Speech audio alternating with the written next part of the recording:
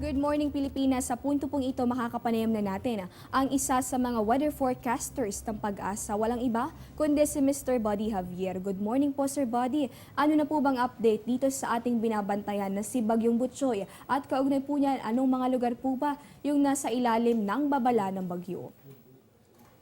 Magandang umaga naman, Desiree, at sa lahat po ng tagapanood ng Panahon TV. Yung pong bagyong si Butchoy na binabantayan natin as of 4 a.m. kanina, ito po ay nasa layong 220 km north-northwest of Itbayat, Batanes. At taglay po lakas na hangin na 195 km per hour at may pagbugso naman na umaabot ng 230 km per hour. Ito po ay kumikilos west-northwest sa bilis na 15 km per hour. At ang bagyong si Butchoy po ay naglandfall na po banda dito po sa Taiwan area, dito po sa southeastern Taiwan kanina alas 5 po. At ito po ay inaasahan natin na makakalabas sa Philippine Area of Responsibility mamayang hapon o kaya gabi. Ang Tropical Cyclone Warning Signal number 2 ay nakataas pa rin po sa Batanes Group of Islands. Samantala, ang Tropical Cyclone Warning Signal number 1 ay nakataas po sa Babuyan Group of Island. At ito naman Sir Buddy, nabanggit nyo nga po na inaasahan din naman natin na posible lang lumabas ng tuluyan dito sa Philippine Area of Responsibility. Itong ating binabantayang bagyo sa mga nakalipas sa mga susunod na oras. Ang tanong ko po, kahit po ba nakalabas na ng ating bansa, inaasahan po ba natin magdudulot pa rin ng pag-ulan itong hanging habagat? Anong mga lugar po ba yung dapat maghanda dito? Kahit papalabas na po itong bagyong si Butchoy, nagpapaulan pa rin po dito po sa malaking bahagi ng Luzon at saka Kabisayaan.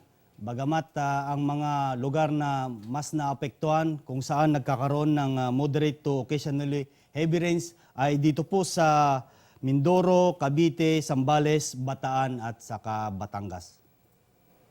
Okay, so sa mga nabanggit na lugar nga niya, no, wag pong kalilimutan na magdoble ingat dahil po sa mga inaasahang pag-ulan dulot po nitong hanging habagat na pinalalakas nitong si Bagyong Butchoy. Ito naman Sir Buddy, napansin ko po na itong mga nakalipas na oras, naglabas yung Pag-asa ng red, orange at yellow rainfall warning advisory. Paalala lang po natin sa ating mga kababayan, ano po bang ibig sabihin ng mga ito?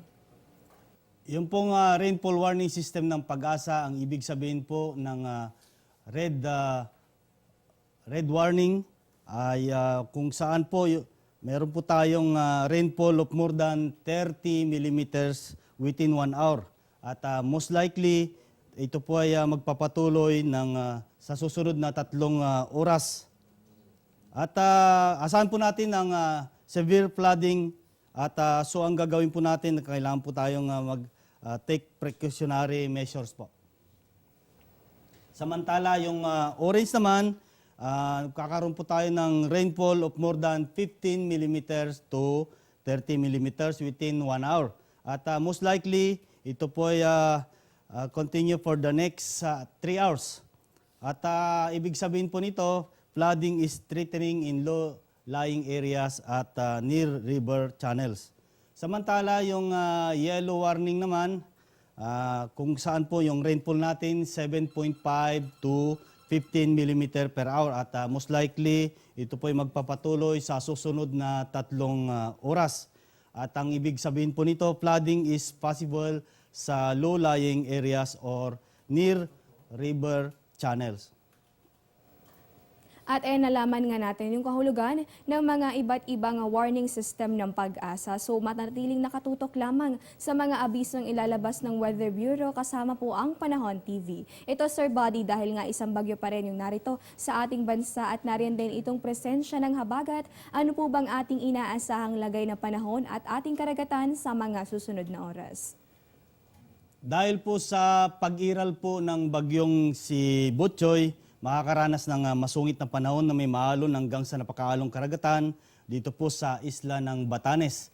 Samantalang mga pag-ulan na may pagbugso ng hangin ang inaasahan naman sa isla ng Babuyan. Pag-ulan dulot ng habagat naman ang maranasan sa mga lalawigan ng Cavite, Batangas, Zambales, Bataan at Mindoro. Habang paminsan-minsan mga pag-ulan ang iiral sa Metro Manila, Kabisayaan at sa nalalabing bahagi ng Luzon.